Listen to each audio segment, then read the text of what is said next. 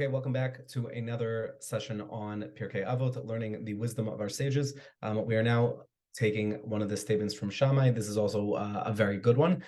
Shammai and Hillel, some of the most notable scholars of our history. So Shammai Omer, Osa Toratecha Kolei, Amar Me'at ve'Ose Harbe, so says Shammai that you should make the Torah, your Torah study should be set and regular, and you should say very little and do a lot, and receive everyone with a smiling face. Besever panim yafot is like with a pleasant countenance, so to speak, is how you'll find most translations. But that you should really, in essence, greet everyone with a smile. So we'll break down these three different components. Firstly, that your Torah learning should be set, that you should have a designated time. So mind you, he's not saying that you should be learning all day. He's saying that you should have a designated time that you are committed to learn for however long that is, but we don't set it as a to-do list. And if we don't get to it, we do it tomorrow. We believe in fixed schedules, and this is also proven to be the most successful model for overall productivity. If you ever want to get something done, you don't create to-do lists. You schedule it into your calendar, and you only designate that time for what you want to accomplish. You don't allow yourself to get distracted. And without that schedule, you're going to fall into a rut. This is how we operate best. We operate by routine. So that's what it is to be kovea itim, as we say, that you should be set a designated time, and we should do that with all the things that are important to us.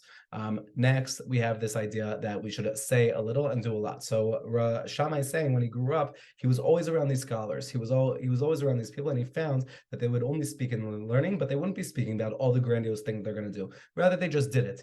Right, and that's something we say, like in America, we say talk is cheap.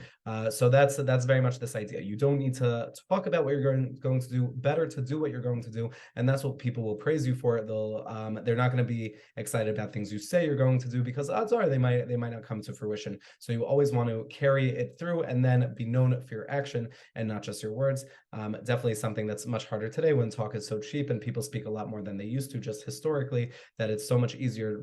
Your words have become have less value to them in today's day and age. So you want to regain that value by doing very little and completing a lot. Also, just a contemporary quote, Abraham Lincoln is known for saying, better to be thought of as a fool than to open one's mouth and remove all doubt. So saying like, if the most they can say that they think you are, but they don't have any of your own words to use against you, then you're already in a better state. And lastly, he says, besever panim yafos, that you should greet everyone with a smiling face, with a pleasant countenance. So what does it mean for us to do this? And you can take the most simple approach, but a lot of it is saying like you should always be smiling when you talk to people, but you also have the ability to uplift others. And it's like Rabbi Pesach Krohn, who's a very well-known storyteller in our community, he wrote a lot of books. He said he would deliberately schedule time in between each meeting to think about how he would greet the next person. Not that it was just rinse and repeat, it's a factory setting, that this is always how you greet everyone, but rather everybody's deserving of their own setting.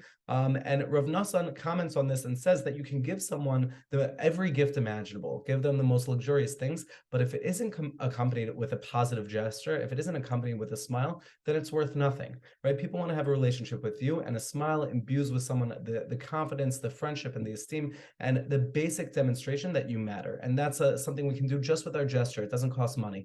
And it's an amazing idea for us to keep in mind whenever we're meeting someone, whenever we're interacting with someone.